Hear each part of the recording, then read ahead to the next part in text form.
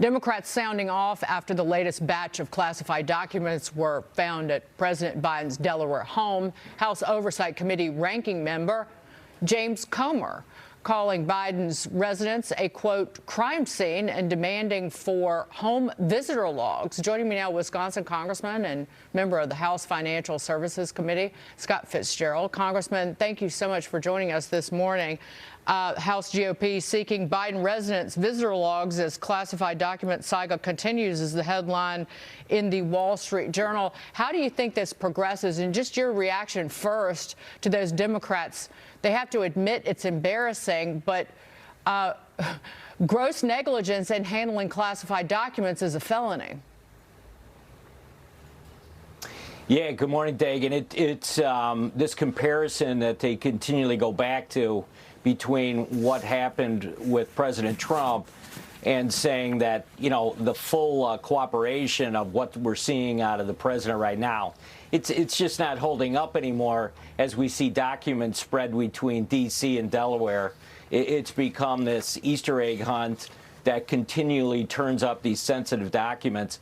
And as a member of Congress, this is something that we're reminded of constantly every day, whether you're entering one of the SCIFs for a briefing or, presented with documents that are clearly classified as something secret or above. I mean, so the idea that there was this carelessness and now, it looks like possibly criminal activity. Who knows how much Hunter Biden knows about all this and what's going through his mind right now as these documents continue to turn up. There's a lot on the plate now for Republicans to examine and engage with on this front. And I'm afraid that what you're going to see is this, as now the special counsel is named, the stone wall that members of Congress get all the time, which is, sorry, it's an open investigation and we can't talk about it right now. And Congressman, the trouble for the Democrats is that they made the Trump situation at Mar-a-Lago the biggest thing ever. And so did Merrick Garland and his Justice Department and the FBI by raiding Mar-a-Lago and not handling it with greater care. And so they were screaming to the high heavens and all of their little minions and lemmings in the media as well. National security crisis, they cried. And so by making that the worst thing to ever happen to the union, now they're kind of left with it's embarrassing what Biden did. Right. I mean, this pales in comparison to what they did to President Trump. And now we find ourselves in a situation where, well, the original set of attorneys that were gathering these documents and turning them over suddenly realized, well, you know, this is sensitive information.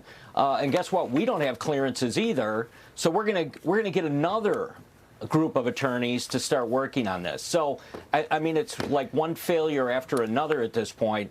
And, right now, I think, like I said, I think both oversight and judiciary, both of these committees have a lot to look into. And both Comer and Jordan announced, this weekend that that's exactly what they're going to do. Before I move on and bring Joe Pinion in here, I believe that I referred to Congressman James Comer as the ranking member of Oversight. He is, in fact, the new House Oversight Committee chairman. So he's the chairman now that the Republicans control the House, not the ranking member. Joe, jump in here. Yeah, Congressman, obviously, we recognize Democrats.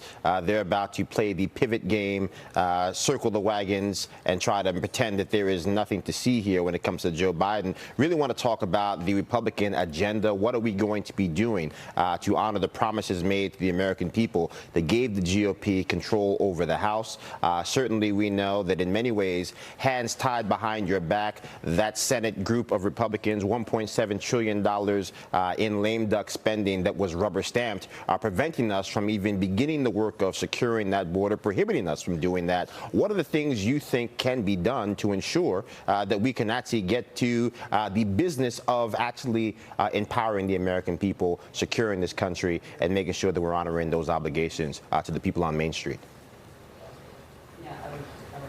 Well, whenever you find one of the two houses with a majority and you're up against, as you described, a U.S. Senate that isn't necessarily friendly, I think, to our agenda, and certainly a White House that is, again and again announcing that they're unwilling to negotiate or sit down with Kevin McCarthy and work through some of these things, you're going to need leverage, right? And that leverage is going to come with the 12 appropriation bills. So I think, and I like the suggestion that's going around right now from a lot of members, and I'm on board with it, is, listen, we're not going to move that first appropriation bill until we get some guarantees on one specific policy item. And the one that has quickly emerged is the border. The physical security of the border should be part of that discussion. And we're not going to budge on that first appropriation bill unless we see some action on that. So those are the types of things that I think will be presented, I think, not only in Congress, but, Mitch McConnell and the group over there, hopefully they can play a role in this and be productive. Congressman Scott Fitzgerald, thank you so much for being here this morning. Thanks, Dagan. Good to be with you. Good to see you as always. Coming up.